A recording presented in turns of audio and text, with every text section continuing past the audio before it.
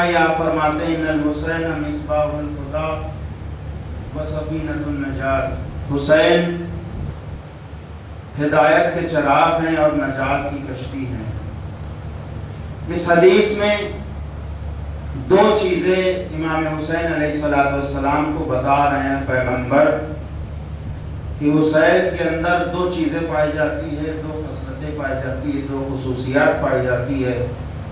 पहली ये कि ये चिराग हिदायत है और दूसरी ये कि ये नजात की कश्ती है।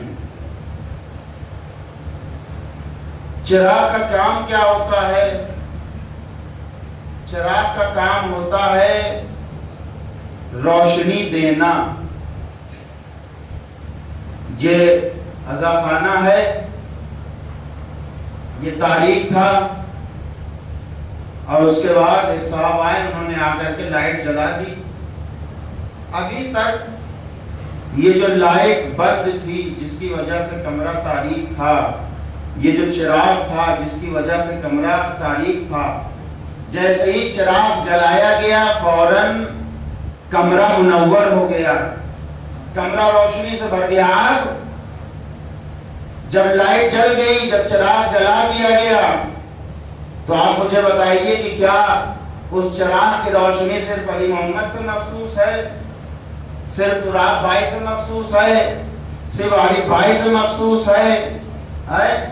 तो ये रोशनी किसी से मखसूस नहीं है, बल्कि जो जो इस कमरे में आता जाएगा वो इस रोशनी से फैज़ पाता जाएगा। अब रसूल की इस हदीस को समझिए कि जिसमें रसूल ने कहा है हुसैन हिदायत के चिराग हैं, इसका मतलब ये है कि किसी इंडिविजुअल और किसी जाति के लिए जो है ये मामला नहीं है, बल्कि जो जो हुसैन के रास्ते पे आता चला जाएगा, हुसैनी किरदार को अपनाता चला जाएगा, वो हुसैन का होता चला जाएगा। ऐसा बात पढ़ने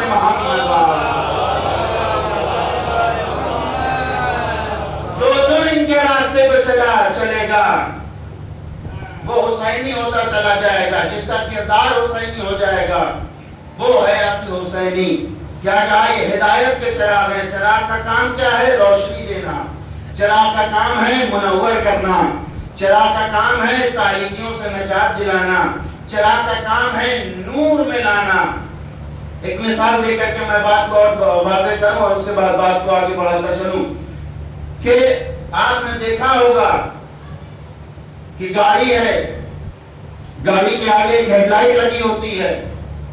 उस हेडलाइट का काम क्या है? जब वो हेडलाइट रात में जब गाड़ी चलती है तो जब हेडलाइट ऑन की जाती है तो उस हेडलाइट के जरिए से बाइक वाला, कार वाला उस हेडलाइट के जरिए से रास्ते के ऊपर जो है रास्ते का पता उसको पता चलता है कि यहाँ से रास्ता जा रहा है, ये है रोड। और हमने खरीद ली मिसाल के तौर पर 10 लाख की गाड़ी, 15 लाख की गाड़ी, 20 लाख की गाड़ी, 50 लाख की गाड़ी हमने खरीद ली और लेकर के हम चले गए तारीकी में और हेडलाइट जल रही गाड़ी की। अब बीच रास्ते पे पहुंचने के बाद गाड़ी की दोनों हेडलाइट खराब हो गई। अब आप मुझे ये बताइए, ये 50 लाख की गाड़ी मुझे कोई फायदा पहुंचाने वाली है कि नहीं है? कहा नहीं, फायदा पहुंचाने वाली नहीं है। कहा क्यों फायदा पहुंचाने वाली नहीं है? कहा इसलिए फायदा पहुंचाने वाली नहीं है क्योंकि इन हेडलाइट का काम ये था, इन चिरागों का काम ये था कि ये आपको रोशनी दिखाएं, ये आपको तारीकी से नजात दिलाएं। ये है दुनिया की लाइटें। जब आप अंधेरों में घिर जाते हैं तो दुनिया की लाइटें होती हैं, दुनिया के चिराग होते हैं जो आपको रोशनी दिखाते हैं, जो आपको रास्ता दिखाते हैं। हुसैन है हिदायत के चिराग। जब आप जलालतों के दलदल में घिरते चले जाएंगे तो जो जात आपको रोशनी दिखाएगी उस जात का नाम है हुसैन इब्न अली। एक सलावत पढ़ दे मोहम्मद।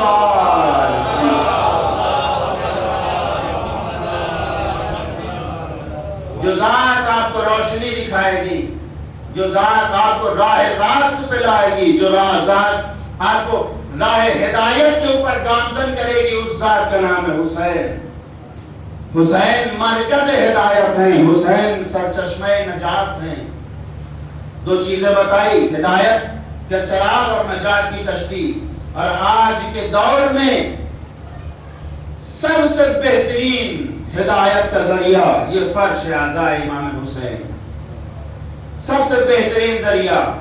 ये हुसैन का दरबार खुला हुआ है, हुसैन का दरबार खुला हुआ। मैंने इससे कल भी कई मजलिसों में अर्ज किया है कि हमारी मस्जिदों में गैर मुस्लिम नहीं आ सकते। हमारे कुछ कवानीन हैं, फाउंडेशंस हैं, और जो गैर मजहब वालों का, जो दीगर मजहब वाले हैं, उनका जो इबादत खाना उसमें हम नहीं जा सकते। उनके फाउंडेशंस हैं, उनके कवानीन हैं। तो कोई एक प्लेटफॉर्म तो ऐसा होना चाहिए कि जिसके ऊपर आने के बाद जहां इंसानियत का दर्स दिया जाए, जहां ज़मीर का दर्स दिया जाए, जहां मानवता का दर्स दिया जाए। तो हमने दुनिया में कोई और प्लेटफॉर्म न देखा सिवाय इस फर्श हुसैन के ऊपर। इस फर्श पर हिंदू भी आता है तो हुसैनी बन जाता है, सिख भी आता है तो हुसैनी बन जाता है, शिया भी आता है तो हुसैनी बन जाता है। एक सलवात पढ़ दे मोहम्मद।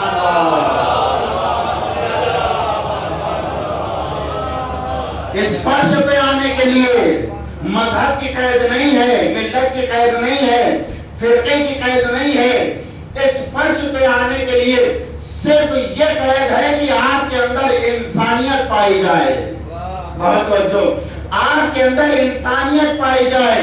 इमाम हुसैन अलैहिस्सलाम, इमाम हुसैन अलैहिस्सलाम जिंदा ज़मीरों के इंसान हैं। इमाम हुसैन अलैहिस्सलाम जिंदा ज़मीरों के इमाम हैं। इमाम हुसैन इंसानियत के इमाम हैं, इंसानियत के इमाम हैं। जिसके दिल में इंसानियत नहीं पाई जाती उसका हुसैन से कोई ताल्लुक नहीं है। जिसके ज़मीर मुर्दा है उसका हुसैन से कोई ताल्लुक नहीं है। जिसके ज़मीर मुर्दा है उसका हुसैन से कोई ताल्लुक नहीं है।